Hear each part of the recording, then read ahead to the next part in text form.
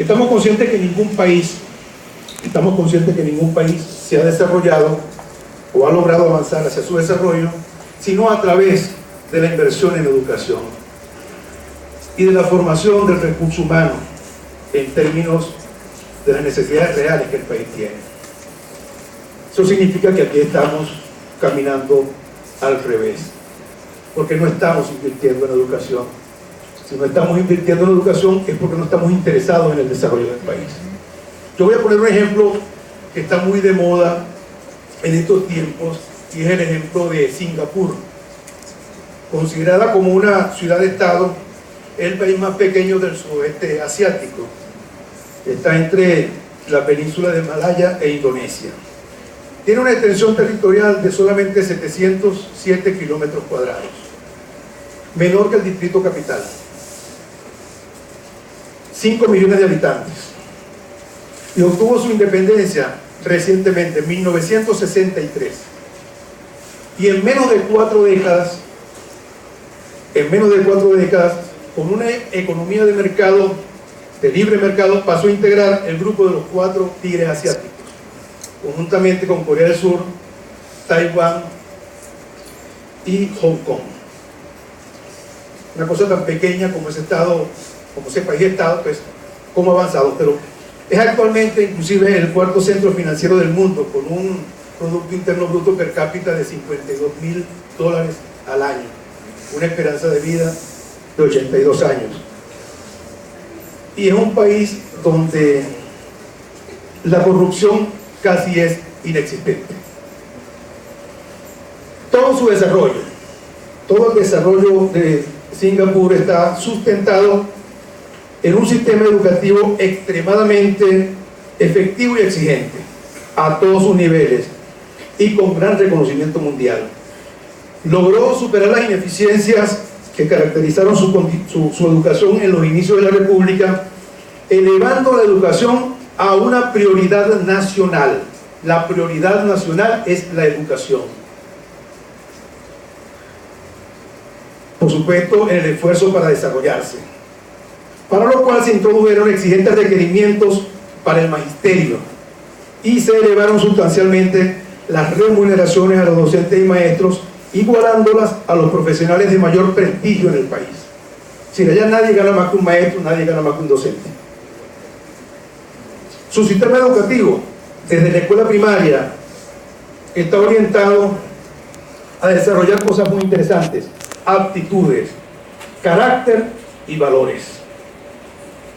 Y por supuesto, los motivan para la creatividad, la investigación y el emprendimiento. Si yo soy creativo y si yo investigo, por supuesto que tiendo a ser un emprendedor.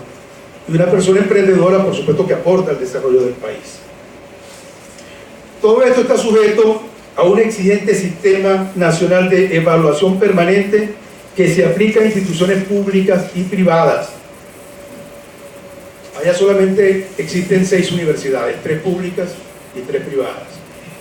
Y en pruebas mundiales de ciencias y matemáticas para jóvenes de 10 a 14 años, siempre quedan los muchachos de Singapur en los primeros lugares. Y fíjense algo muy interesante: la preparación para el ingreso a la universidad dura de 2 a 3 años en cursos preuniversitarios, y solamente ingresan por méritos académicos. La Universidad Nacional de Singapur figura entre las 3 mejores universidades del mundo. Claro, Singapur no tiene los recursos naturales que tiene Venezuela, pero tampoco ofrece carreras que al final se convierten en estafas académicas. Y el mérito es fundamental en todas las actividades de la vida en el país. No la incondicionalidad, como en un momento dijo un flamante ministro de Educación, egresado por cierto de la UPEL, que para él el mérito no era necesario, es la incondicionalidad política. Por supuesto, y hablando de política, nos ha tocado vivir una época donde la educación no es prioridad para el gobierno.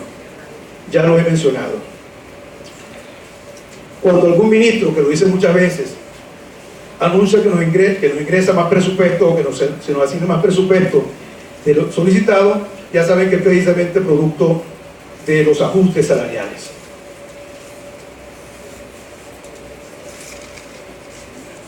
Las políticas educativas actuales están asignadas por la baja en los niveles de exigencia. También lo acabo de mencionar.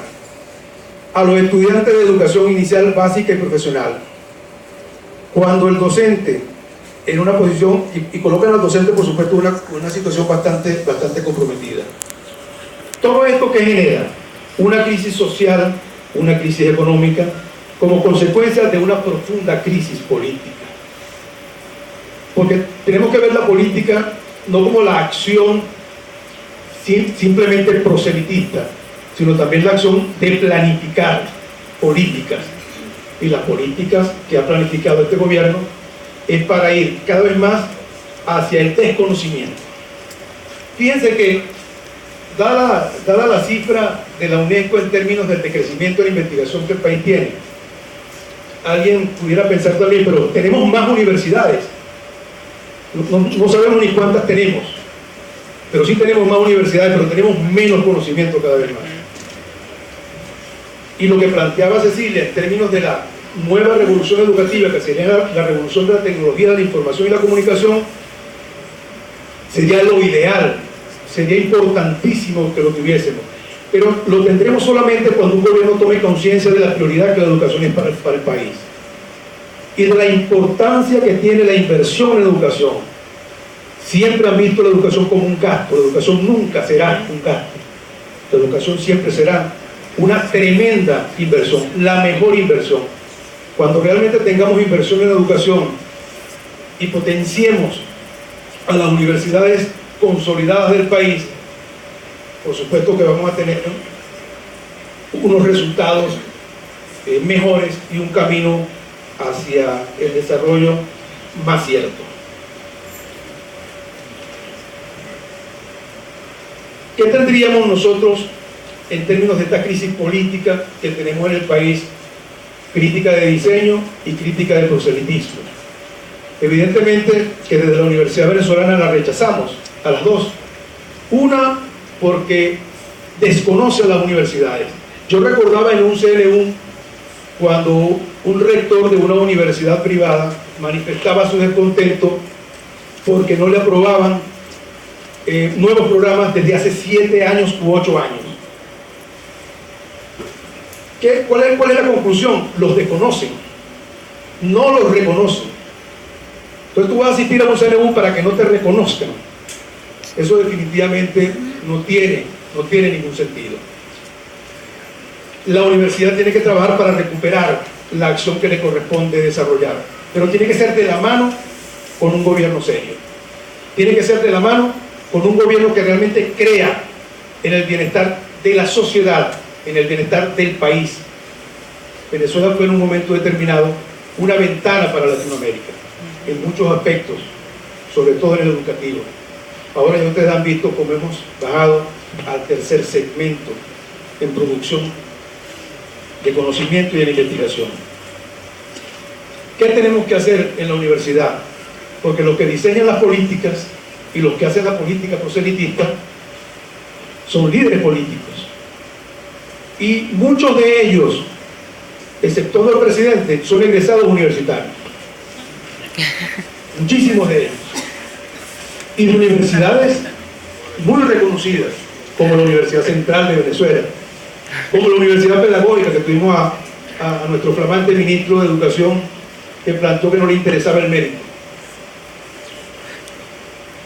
Tendríamos que pensar qué ha hecho la universidad para ayudar en este sentido. Creo que tenemos que ir hacia un trabajo muy importante, que es la formación de líderes.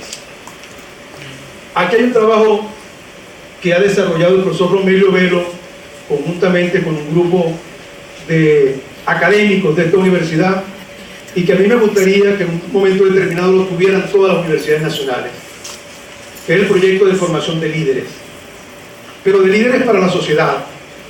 ¿Qué ocurre con los líderes políticos que actualmente hacen vida en el país? Se especializan únicamente en ganar elecciones y en buscar votos, y de ser excesivamente populistas. pero no se dedican a la solución de los problemas que la sociedad tiene. El líder social es al revés. El líder social es el que se dedica a acompañar para la solución de problemas a su comunidad.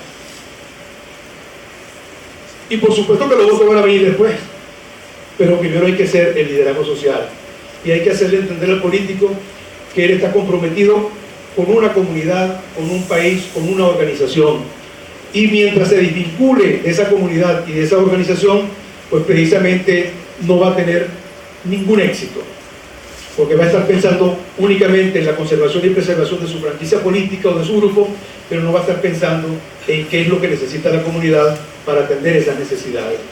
Y en ese sentido, yo creo que la universidad tiene que jugar un rol fundamental a través de cátedras libres, porque hay mucha emoción política en la universidad venezolana. Muchos de nuestros muchachos quieren ser líderes políticos, pero también hay que enseñarles a ser líderes políticos.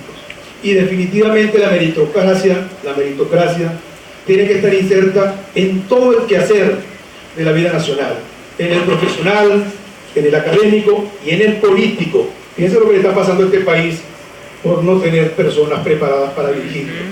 Lo que está ocurriendo. Militares en todos los cargos que no están preparados para ejercerlo. Casi todos los gobernadores de este país de Estado son militares. Y por supuesto que ellos se formaron para otra cosa. Por cierto, no pensamos que se tienen que haber formado para reprimir, para agredir y para matar estudiantes.